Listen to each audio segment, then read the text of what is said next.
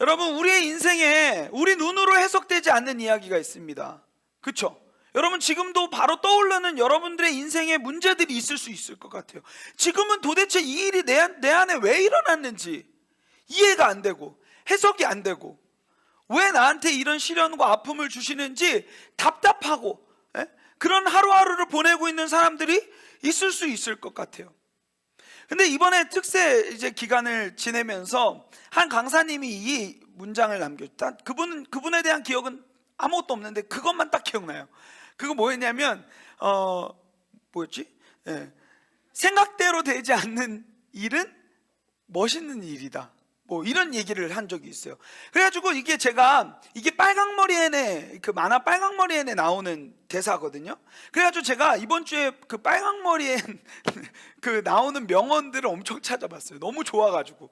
그래서 찾아봤는데 이따가 또 하나 나누겠지만 진짜 아주 주옥 같은 멘트들, 그리고 오늘날 그리스도인들이, 그 작가가 크리스천인지는 잘 모르겠지만 오늘날 그리스도인들이 이 내용들을 가지고 어떻게 신앙생활을 해야 되는지 좋은 힌트를 주는 문장들이 여러 개가 있더라고요.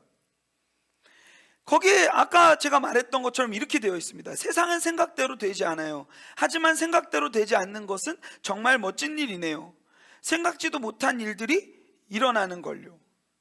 근데 어떻게 보면 이러한 삶이 계속해서 반복되는 것을 여러분들은 확인할 수 있을 것입니다. 여러분들도 삶이 그렇지 않나요? 대답은 안 해도 돼요. 여러분 속으로 한번 대답해 보세요. 여러분들의 생각대로만 딱딱딱 이 일이 진행이 되던가요? 아니요. 호락호락하지 않더라고요. 생각하는 대로만 참 되면 좋겠는데, 갑자기 어떠한 특별한 일들이 늘 우리를 몰아갈 때가 많이 있는 거죠. 그런데요, 여러분, 우리 그리스도인들은요, 여기에서 끝나지 않아요. 생각대로 되지 않지만 그럼에도 불구하고요, 여러분, 우리는 소망이 있는 줄을 믿습니다. 왜요? 멋진 일이 일어나니까요. 근데 그 멋진 일을요, 내가 만들어내는 게 아니잖아요. 누가 만들어내십니까? 하나님이 우리의 인생 가운데 그러한 것들을 허락하시기 때문입니다. 돌아보면요, 진짜 하나님의 은혜가 얼마나 큰지 모르겠어요. 목사님이요, 작년에 여러분들 고등부 사역을 하면서 참 어이없었던 일이 하나 있습니다. 그게 뭐였냐면, 작년에 고3 아이 한 명이 울면서 전화가 왔어요. 전화가 와가지고 딱 받았는데 갑자기 엄청 울기만 하는 거야. 전화를 받았는데 그게 너무 난감했어요. 말은 안 해. 계속 울어. 그래서 계속 그냥 듣고만 있었어요. 내가 뭐 혹시 잘못한 거 있나 그러면서 막 삶을 회상하고 막 이러고 있는데 계속 울기만 하는 거예요. 그래가지고 다 그냥 받아준 다음에, 그러고 나서 이제 조금씩 줄어드는 것 같은 거예요. 줄어드는 것 같아요. 여러분, 우리 고3들 잘 들으세요. 갑자기 줄어드는 거예요. 그래가지고 제가 이제 그때 질문을 했어요. 야, 누구누구야, 뭐 무슨 일 있어? 이렇게 질문을 했어요. 그랬더니 갑자기 또 울음이 터졌어요. 괜히 말했어. 갑자기 울음이 터져가지고 또 기다림의 시간이 필요했어요. 그리고 나가지고 이제는 내가 그때 질문을 던졌으니까 이제 딱 울음이 그치는과 동시에, 목사님 어떻게 이런 일이 일어날 수 있어요? 그러면서 딱 이제 말을 펼쳐내기 시작하는데 대박 사건, 진짜 어이없는 사건이 일어났어요. 이 친구가 A라는 학과를 지원하려고 그동안 계속해서 준비하고 있었어요. 대입을 치르는 과정 가운데 준비하고 있었어. 근데 대박인 건 뭐냐면, 선생님이 그 모든 상담을 다 했는데 서류를 넣을 때 얘는 A라는 학과를 썼는데 정말 뜬금없는 D라는 학과를 지원을 해버리는 거예요. 여러분, 어이없지 않나요? 저는 그때 이걸 어떻게 위로해야 되나? 내가 그 선생님을 찾아가서 그 선생님 패줘야 위로가 되려나? 별의별 생각을 다 했던 것 같아요. 그래가지고 너무 난감한 거예요. 이거 어떻게 해야 되지? 그러면서 그때 딱 깨달아지는 것이 있었어요. 그게 뭐였냐면 결국 하나님은 이루신다. 몰라요. 저는 막연했어요. 그때 진짜 막연했어요. 그러나 막연한 기대와 믿음이 생기니까 그 친구한테 이렇게 얘기했어요. 전 정확히 기억나요. 야, 누구누구야, 걱정하지 마. 우리의 마음에는 많은 계획이 있어도, 성경에 보니까 우리 마음에는 많은 계획이 있어도 하나님이 늘 선하게 인도하시고 가장 좋은 것을 우리에게 베풀어 주신대. 지금은 이 일이 너한테 해석이 안 될 거야. 내가 아무런 위로를 너에게 막 퍼부어줘도 너는 지금 이 이야기가 해석이 안 될 거야. 그러나 한번 지켜보자. 미친 거죠. 여러분 생각을 해보세요. 저는 뭐 알고 그렇게 얘기했을까요? 하나 아는 거 있었죠. 하나님 이렇게 얘기했는데 설마 날 실망시키겠어? 그래도 나 목사인데. 그 생각하고 있었어요. 그러면서 선포하고 나름대로의 기대를 가지고 그냥 하루하루를 그 친구를 위하여서 기도하면서 나아갔어요. 근데요, 시간이 지나고요, 다시 이 친구가 연락이 왔어요. 올해 연초, 작년 말인가 올해 연초였던 것 같아요. 전화가 왔어요. 그러면서 갑자기 또 울어요. 망했다. 망했다. 벌어질 일이 벌어졌구나. 이러면서 이것도 어떻게 수습할지에 대한 고민들을 하고 있는데 그 친구가 바로 말을 꺼냈던 게 뭐였냐면, 목사님 고마워요. 하나님이 진짜 선하게 인도하시는 것 같아요. 수많은 학과들을 쓰고 수많은 학교들을 썼지만 거기에 합격이 된 거예요. 그래서 그걸 보면서 결국은 하나님께서 나는 이런 계획을 갖고 있고 A라는 것을 구하면서 살았지만 하나님은 더 좋은 D라는 것을 우리에게 베풀어 주시는 분이시라는 걸 이 친구가 깨달은 거예요. 그러면서 와, 진짜 목사님 그때 말했던 그 말이 그때는 안 보였다는 거예요. 근데 이 과정들을 보내면 보낼수록 하나님이 내 인생을 어떻게 인도하시는지를, 그 섬세한 하나님을 보고 만지게 된 이야기들을 해주는 것을 확인할 수가 있었습니다. 제가 이 이야기를 여러분들에게 왜 하냐면요, 여러분 소망을 가지십시오. 여러분들의 삶 가운데도 이런 동일한 은혜가 일어날 줄을 믿습니다. 우리의 마음에는 수많은 생각들을 가지고 있겠지만 결국은 하나님은요, 여러분들을 선한 길로 인도하실 줄을 저는 확신합니다. 여러분들도 그러한 기대로 오늘 예배를 드리셨으면 좋겠어요. 결국은요, 하나님은요 말씀으로 일하시는 분이세요. 그래서 여러분들이 뭐가 중요하냐면 하루하루 말씀을 먹는 일들이 굉장히 중요합니다.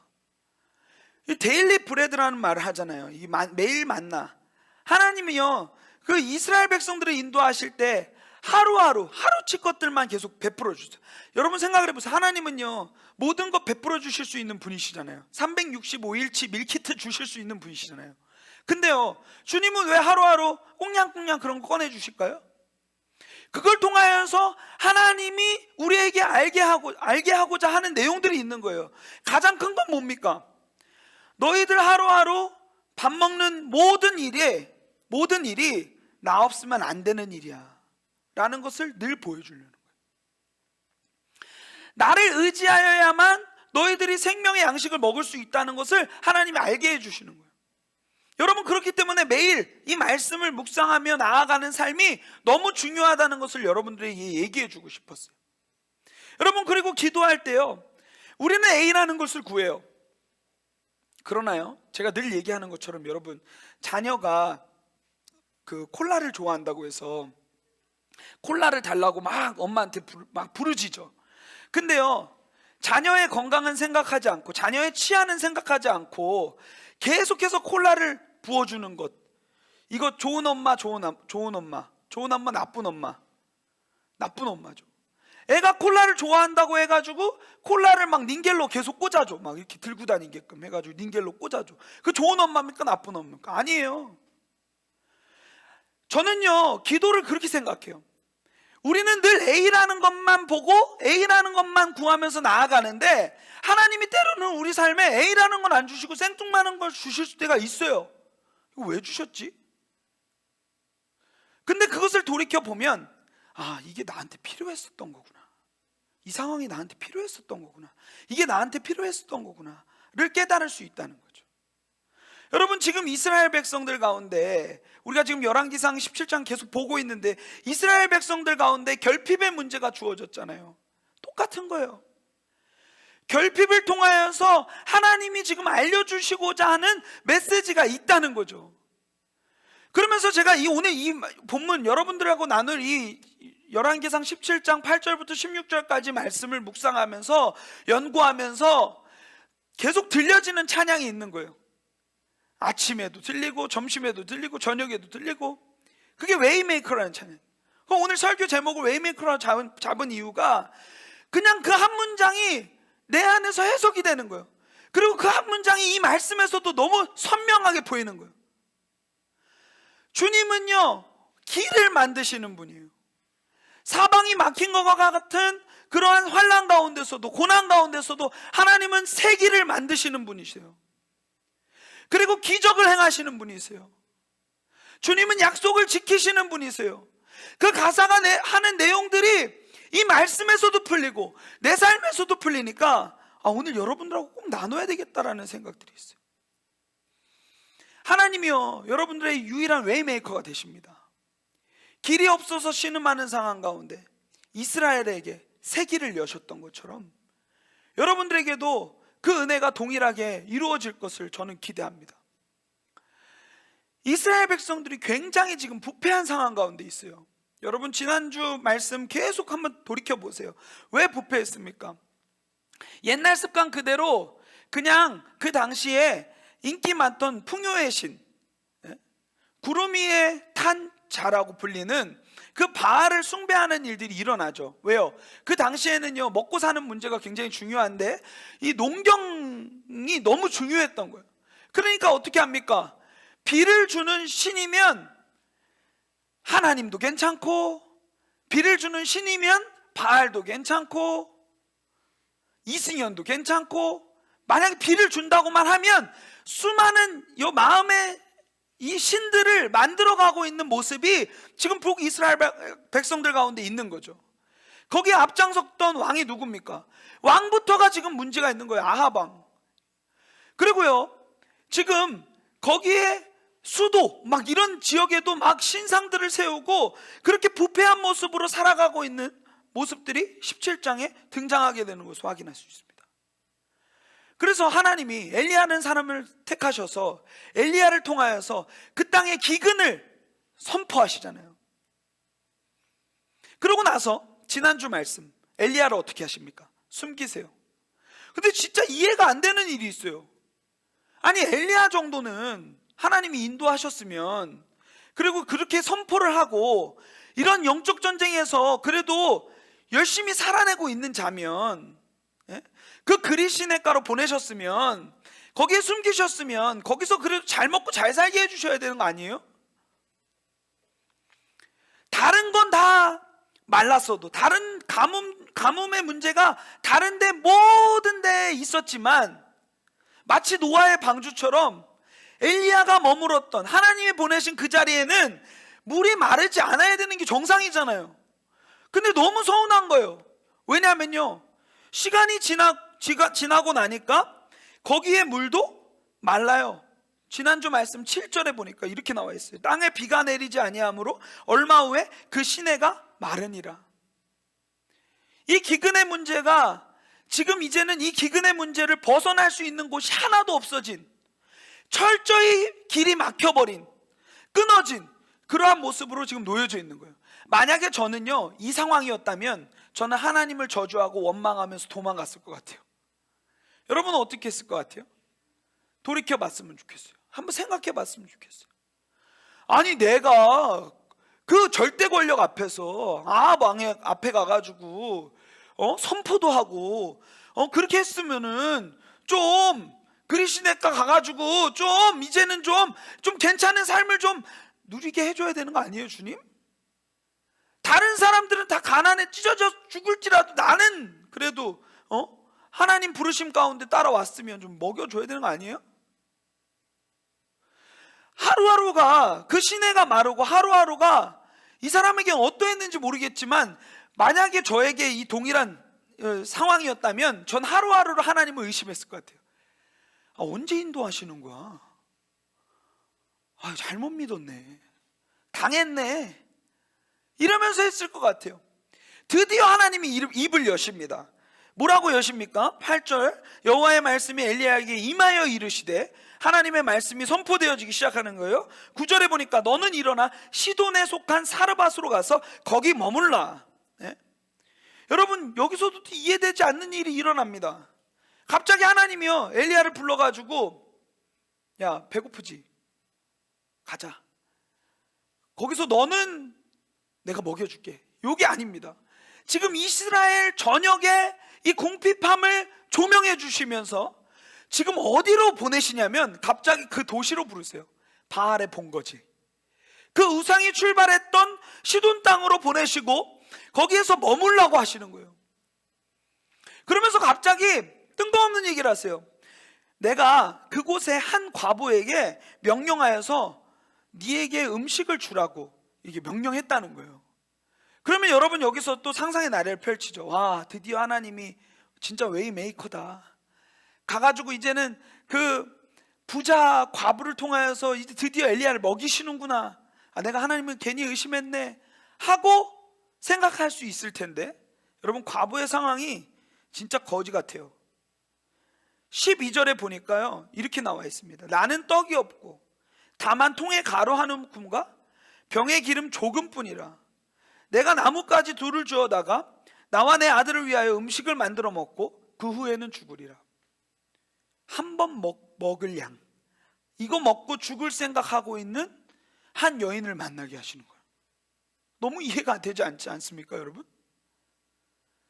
우리의 생각대로면요 이제는 하나님이 북이스라엘은 굶겨 죽일지라도 이 엘리야만큼은 제대로 그냥 먹이실 거라는 그러한 기대가 있어야 하는데, 그러한 기대를 우리는 가지고 있는데 지금 하나님이 그렇게 하지 않으시는 거예요. 갑자기 시돈 땅 바알의 본거지로, 그 도시로 보내시는 거예요. 그래가지고 갔는데 상황이 굉장히 절망적이에요. 되게 슬퍼. 엘리야의 시선으로 여러분 이 말씀을 입체적으로 한번 봐보세요. 10절에 보니까 그가 일어나, 이 사람 진짜 말씀의 사람이에요. 하나님이, 제가 지난번에도 얘기했지만 하나님이 파란불 켜시면 가고 하나님이 빨간불 켜시면 멈추는 사람이에요. 지금 하나님이 파란불 켜셨어요, 사르밧을 향하여. 그러니까 가요, 바로 10절에 보니까. 그리고 성문에 이를 때 한 과부가, 그 하나님이 말씀하셨던 그 과부가 보이는 거예요. 근데 엄청 슬퍼. 그 과부가 딱 봐도 비주얼이 가난해. 부자여서 막, 아유 오셨습니까 엘리야 양반. 여자였군요. 과부는 여자죠. 엘리야 씨 오셨어요. 주께서 말씀하셨어요. 다 쳐드세요. 이러면서 얘기해야 되는데 지금 그렇게 하지 아니하고 한 장면을 비춰주시는데 굉장히 절망적이고 슬퍼요. 한 과부가 그곳에서 나뭇가지를 줍는데요. 왜요? 아까 뒤에서 얘기했죠. 한 끼 해먹고 죽으려고. 마지막 끼니, 최후의 끼니를 해결하려고 불 지피려고 이제 나뭇가지를 막 줍고 있는 모습이 지금 나오는 거죠. 근데 가가지고 엘리야 대박 담대해. 하나님의 말씀이 나한테 고하라고 했으니까 바로 빠꾸 없어요. 바로 고야. 그래서 뭐라고 합니까? 청하건대 그 그릇에 물을 조금 가져다가 내가 마시게 하라. 내가 마시게 하라가 아니라 내가 마시게 하라. 여러분 지금 이 상황이 이해가 되세요? 가뭄이에요. 비가 내리지 않았어요. 그 당시에는 비를 받았었기 때문에 비가 절대적이었거든요. 그러니까 바알을 숭배했던 거잖아요. 근데요 여러분 여기서 볼 수 있는 것은 뭐냐면 지금 물이 없어요. 가뭄의 상황이에요. 근데 여기서 여러분 우리가 조금만 더 고민해 보면 또 보이는 게 있어요. 그게 뭔지 아세요? 여러분 시돈 땅은요 바알의 본거지라고 있잖아요. 바알의 고향이에요. 그러면 바알이 진짜라면 하나님이 아무리 말씀하셨어도 그 바알의 본거지인 시돈 땅은 풍요로워야 되는 거 아니에요? 지금 이 말씀은요, 바알이 가짜라는 것을 아주 이 상황을 통하여서 선명하게 보여주고 있는 거예요. 왜 시돈으로 보내십니까? 엘리야에게 보여주고 싶은 그림이 있는 거예요. 야, 바알 가짜야, 허수아비야. 북이스라엘이 그렇게 순종하면서 믿고 있는 그 바알, 그 가짜야. 봐라, 시돈도 굶주리고 있지 않냐. 근데 그 가운데서 하나님이 어떻게 일을 하시는지를 이 말씀을 통해서 보세요. 물을 조금 가져다가 내게 마시게 하라. 그리고 한술 더 떠요. 그가 가지러 갈 때에 갑자기 저기요, 다시 네 손에 떡 한 조각을 내게로 가지고 오라. 벼룩의 간을 빼먹는다는 게 이런 표현인 것 같아요. 물도 없어요. 근데 어떻게든 이 여인도 대단해. 믿음이 있었던 것 같아요. 어떤 믿음일까요? 그동안 바알을 엄청 숭배했는데 지금 상황은, 현실은 해결되지 않는 거예요. 그러니까 어떻게 보면 이 사람들도 의심하고 있었겠죠. 그래서 지금 이 엘리야가 말할 때 그 일을 순종하면서 감당하는 모습을 보여주는 거예요. 여기서 네 손에 떡 한 조각이라고 할 때, 여기 한 조각이라는 단어는요, 원어로 보면 부스럭이에요. 조금이라도 뭐라도 가져와 보라는 거예요. 배고프다는 거예요. 거기에 순종하고 그 여인이 가지고 오는 모습을 보는데, 여기서 이 말씀을 합니다. 아까 제가 말씀드렸듯이 그가 이르되 당신의 하나님 여호와께서 살아계심을 두고 맹세하노니 나는 떡이 없다.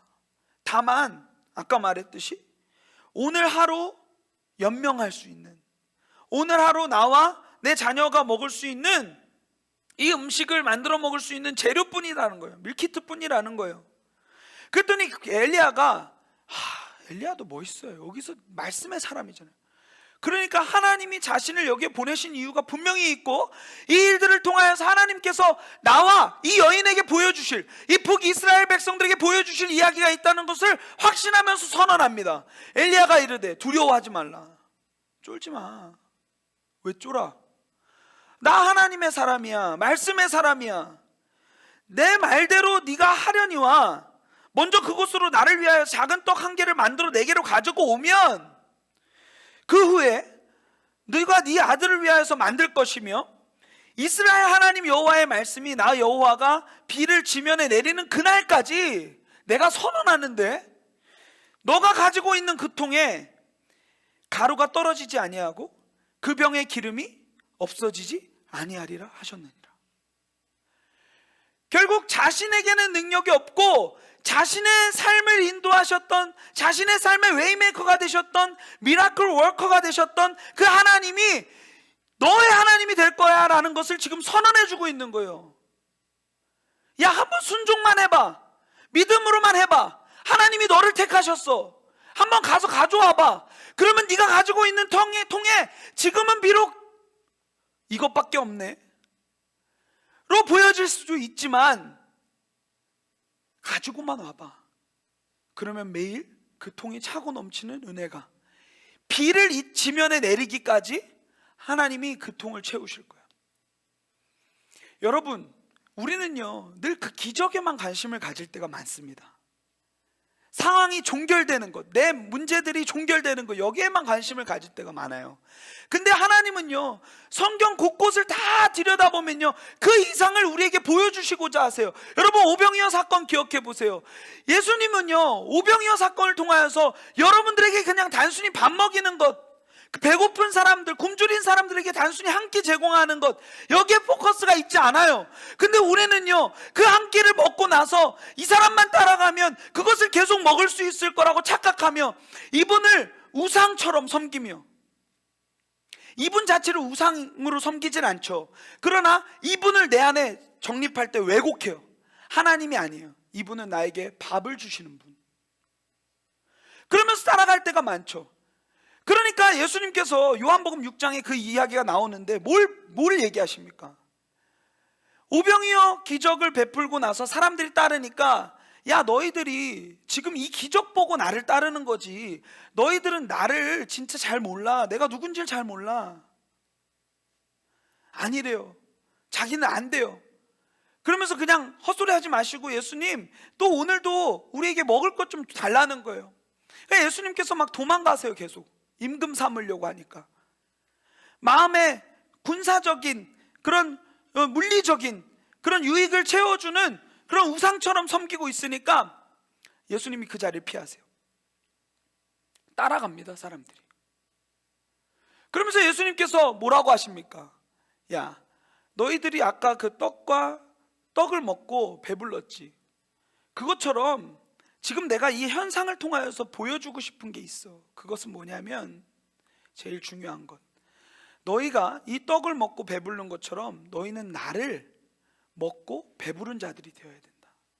너희 안에 나를 채우지 않으면 너희들이 육적으로는 밥을 먹고 배부르고 건강하게 살아갈 수 있지만 영적으로는 나를 먹지 않으면, 나를 누리지 않으면 너네는 영원한 생명에 이를 수 없어.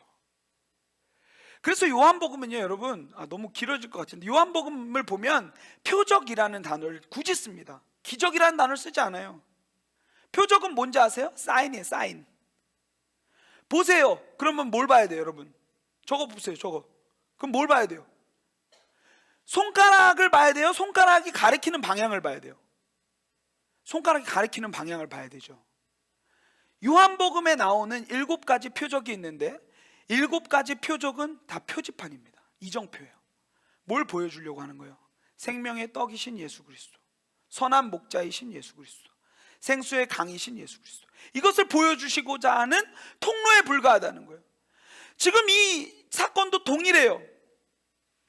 그 과부는요, 하나님의 말씀에 순종하기만 하면 이 일을 통하여서 결국 우리 민족을 구원하실 진짜 메시아, 진짜 왕, 진짜 하나님, 그것을 알게 되는 거예요. 지금 하나님은요, 왜 지금 이 열왕기상 17장을 돌려 가냐는 거예요. 여러분 생각을 해보세요. 왜 이 이야기가 이렇게 길게 진행돼야 돼요? 하나님은요, 하루하루 여러분들에게, 우리에게 알려주시고자 하는 메시지가 있어서 지금 돌아 가고 있는 거예요. 사실 하나님은요, 북이스라엘 백성들 순종 안 해? 다 죽여버려. 지구본 털어. 막 돌려, 막 이렇게 지구본. 그러면 우리 다 죽을 거 아니야. 그러면서 다시 시작하자. 좀 말 잘 듣는 애들로 만들어보자. 예? 그러실 수 있는 분이잖아요, 충분히.